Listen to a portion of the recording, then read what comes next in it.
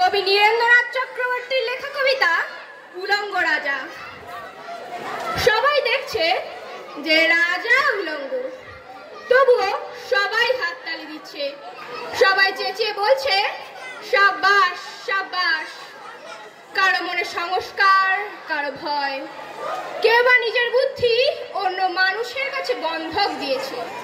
কেউ ভাবছে রাজবস্ত্র সত্যি অতীব সূক্ষ্ম, চোখে পড়ছে না যদিও, তবুও আছে, অন্তত থাকাটা কিছু অসম্ভব নয়।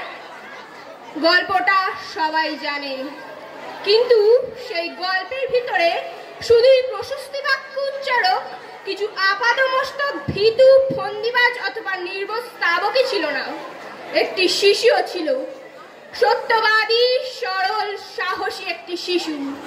নেমেছে গল্পের রাজা বাস্তবের প্রকাশ্য রাস্তায়, আবার হাততালি উঠছে মুহুর্মুহু, জমে যে স্তাবক বৃন্দদের ভিড়।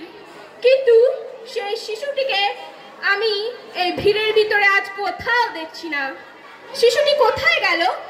কেউ কি তাকে কোনো পাহাড়ের গোপন গুহায় লুকিয়ে রেখেছে, নাকি পাথর ঘাস মাটি নিয়ে খেলতে খেলতে ঘুমিয়ে পড়েছে কোনো দূর নির্জন নদীর ধারে, কোনো প্রান্তরের গাছের ছায়ায়?